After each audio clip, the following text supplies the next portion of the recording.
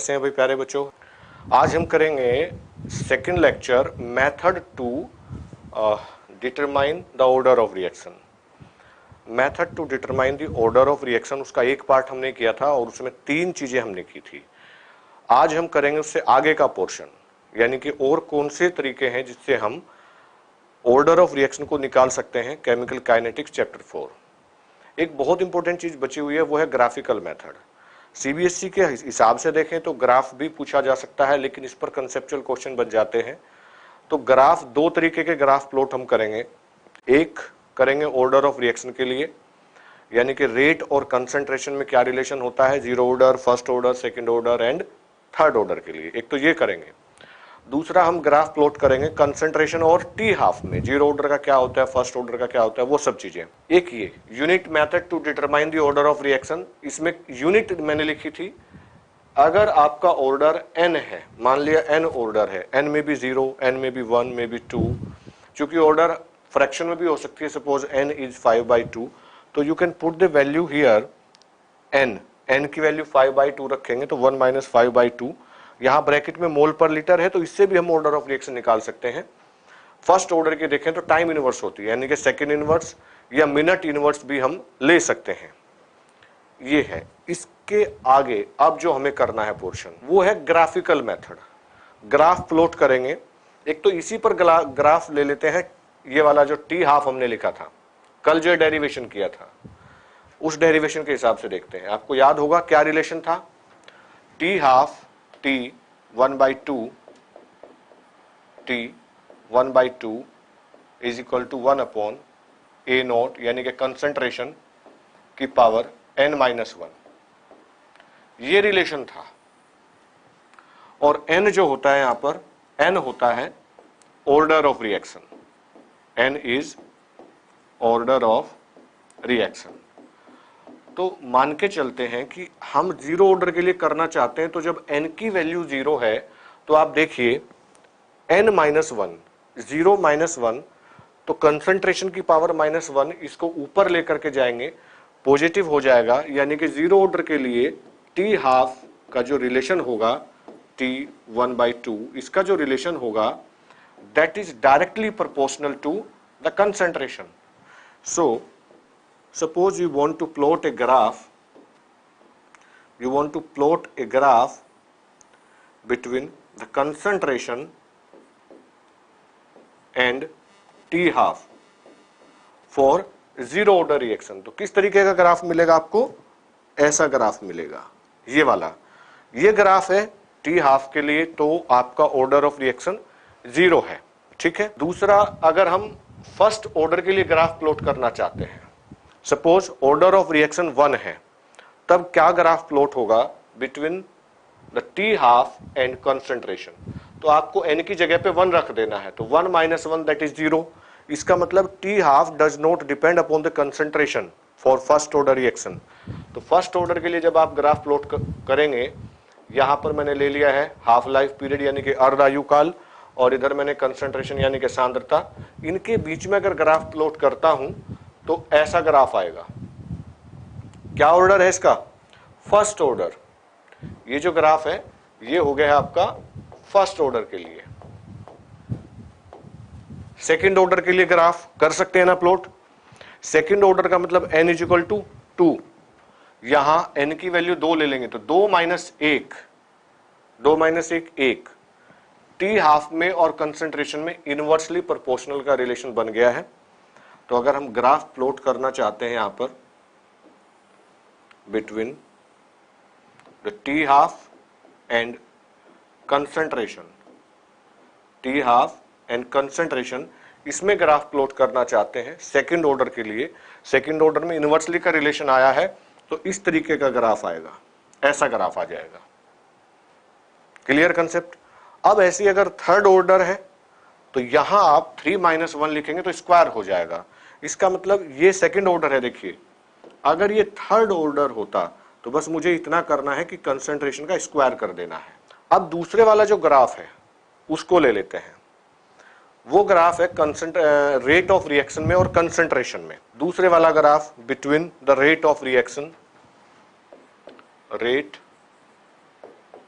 Of reaction and concentration.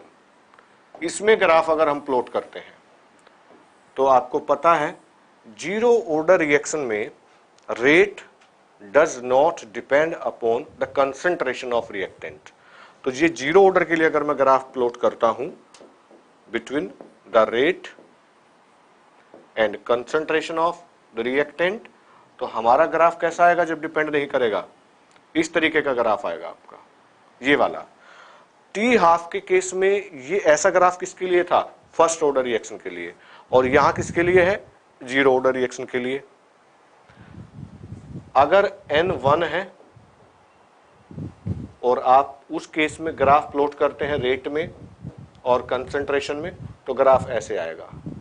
क्योंकि first order reaction के लिए रेट कंसंट्रेशन पर डिपेंड करता है रिएक्टेंट की, या ये कह सकते हो अगर एक से ज्यादा रिएक्टेंट है तो जब आप उनको रेट लो के टर्म में लिखते हो इस तरीके से R इज इक्वल टू के, अगर दो रिएक्टेंट है A प्लस B और मैं कहूं ऑर्डर ऑफ रिएक्शन 1 होना है, तो 1 जब होगा जब इन दोनों की जो भी पावर है उन दोनों का टोटल 1 हो। चाहे हो सकता है 1/2 पावर इसकी और 1/2 पावर इसकी, या 1/4 या 3/4 जो भी आपका हो, लेकिन दोनों की पावर 1 होगी। तो उस केस में R का कंसंट्रेशन के साथ में ये वाला ग्राफ बनेगा। ठीक है, थोड़ा सा आगे सेकेंड ऑर्डर अगर रिएक्शन है तो सेकेंड ऑर्डर के लिए ग्राफ कैसा बनेगा? कंसंट्रेशन का स्क्वायर हो जाएगा। कंसंट्रेशन का स्क्वायर कर देना है, सेकेंड ऑर्डर हो जाएगा, थर्ड ऑर्डर हो जाएगा अगर इसका क्यूब कर देंगे। और वहां क्या था, अगर मैं कंपेयर करके देखूं टी हाफ में और कंसंट्रेशन में, स्क्वायर करने से जो ग्राफ आया था वो थर्ड ऑर्डर के लिए आया था।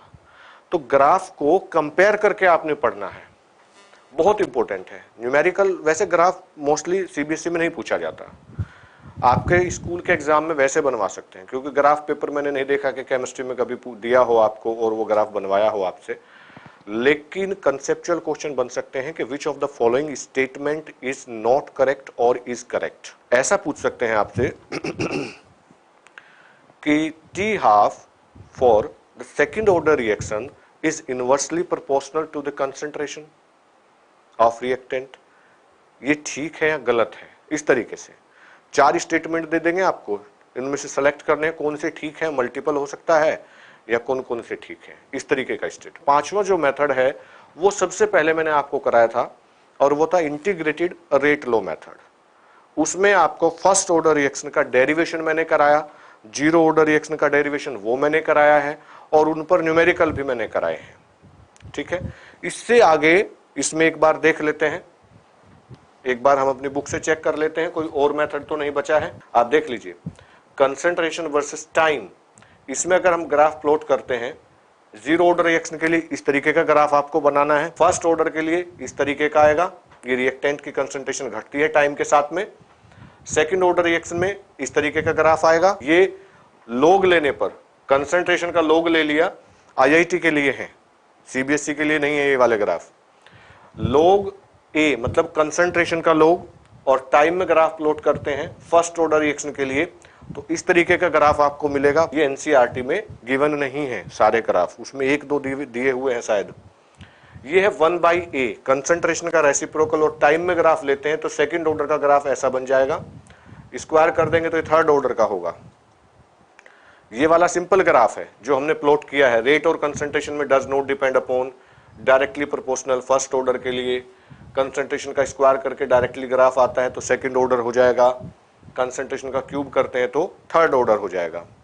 ये हो गया, ये हिट एंड ट्रायल मेथड है वही। इसके बाद हम जो लेने वाले हैं आगे वो है आर्हेनियस इक्वेशन, यानी कि टेम्परेचर कैसे रेट ऑफ रिएक्शन को बदलता है, उसके बाद कैटलिस्ट कैसे बदलता है और क्या रोल होता है। सर ये लॉग वाले ग्राफ नीट में पूछे जा सकते हैं, कंसेप्चुअल क्वेश्चन के रूप में पूछे जा सकते हैं।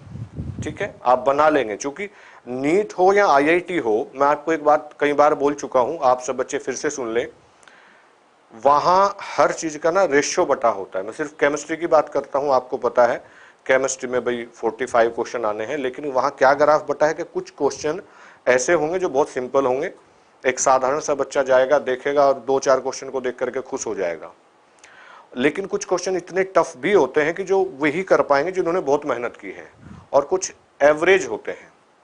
तो कुछ क्वेश्चन ऐसे होते हैं जो केमिस्ट्री में जहां जहां एक्सेप्शन है, चूंकि आप मोस्टली एक्सेप्शन छोड़ देते हैं, और केमिस्ट्री में एक्सेप्शन बहुत हैं, भरे पड़े हैं, केमिस्ट्री में बहुत ज्यादा एक्सेप्शन है, तो वो एक्सेप्शन जहां है, जहां रूल फॉलो नहीं होता है, वहां निश्चित रूप से क्वेश्चन होता है।